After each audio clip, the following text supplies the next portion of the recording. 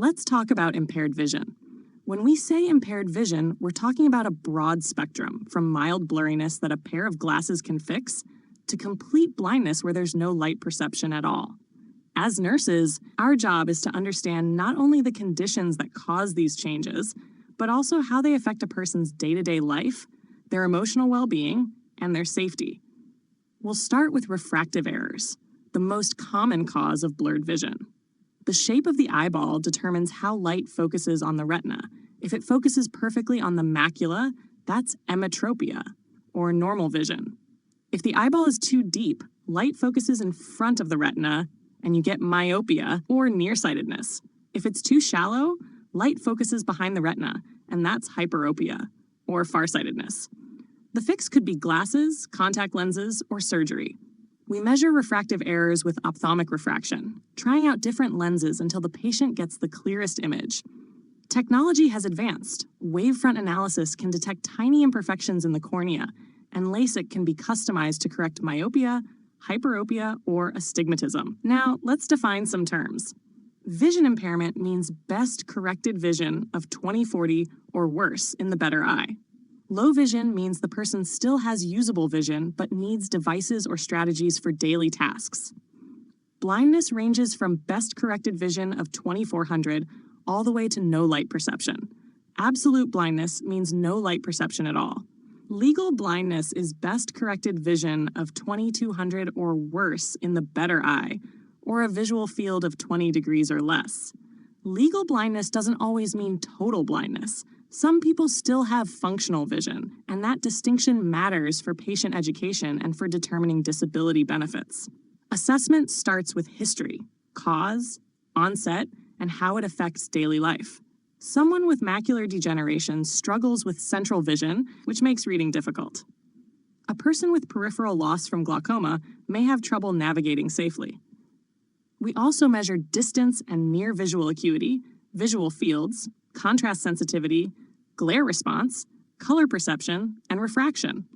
Contrast sensitivity shows how well a person sees when light and dark differences are subtle, which is important for night driving. Glare testing can reveal problems that don't show up in a bright, controlled exam room. About half of people newly diagnosed with legal blindness each year are 65 or older. The most common age-related change is presbyopia. The lens loses the ability to focus on near objects, so patients start holding their reading material farther away and say, "My arms are too short." Common causes of vision loss in adults over 40 include diabetic retinopathy, macular degeneration, glaucoma, and cataracts. Macular degeneration is more common in Caucasians, while glaucoma is more common in African Americans. The goal of medical management isn't just to treat the underlying disease. It's to maximize whatever vision the patient has left. That may involve low vision aids like magnifiers, high-power spectacles, and closed-circuit TVs, lighting and contrast adjustments to make environments safer, community support such as social services and vision rehabilitation, medications for conditions like glaucoma, and emerging therapies like gene therapy for inherited disorders. As the eye ages, we see specific changes. The eyelids lose elasticity and muscle tone, which can lead to entropion, where the lid turns inward, or ectropion, where it turns outward. Both can cause irritation, tearing, or infection. The lens develops presbyopia and may form cataracts, making vision cloudy and increasing glare. The vitreous shrinks, causing floaters, flashes, and sometimes retinal tears. The macula can be affected by dry or wet age-related macular degeneration, which distorts or erases central vision. These changes impact more than just reading an eye chart. They affect driving, cooking, reading, and even recognizing faces. Patients may need different tools for different activities. Shopping might involve a hand magnifier, better lighting, or color coding. Cooking could be easier with consistent storage, tactile labels, and bold markings on appliances. Money can be identified by organizing bills in the wallet and using magnifiers. Reading might require large print materials, high-contrast text, or screen readers. Mobility could involve telescopes for reading street signs or white canes for orientation. Matching the right tool to the task is one of the best ways to help patients remain independent. Nursing management begins with promoting coping. Vision loss is life-changing. Many patients go through the stages of grief.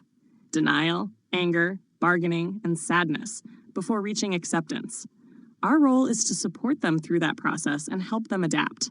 We promote spatial orientation and mobility by teaching the sighted guide technique, where the patient holds your arm just above the elbow and walks half a step behind. We give clear directions with distances or clock face cues, like, your coffee is at 3 o'clock, and we keep spaces free of obstacles. For home, community, and transitional care, we work with the care team to assess the home environment. Occupational therapy can help with medication management and daily activities. Vision rehab may involve braille, screen readers, or service animals. Service dogs are incredible partners, but they're working animals. They should not be petted or distracted without the handler's permission. When interacting with people who are blind or have low vision, treat them with the same respect and natural manner as you would anyone else. Identify yourself when you enter the room and announce when you leave. Speak directly to them and only raise your voice if asked. When offering a seat, place their hand on the chair, back, or arm. In healthcare settings, keep frequently used items within reach and explain where they are. Use clock cues for food placement and always ask before helping. Sometimes they'll want assistance stuff, and sometimes they won't. The key takeaway is that impaired vision isn't just about eye charts and diagnoses. It's about how those changes affect a person's life. As nurses, we can help restore confidence, preserve independence, and make the world more navigable for patients who may not see it clearly, but can still live fully in it.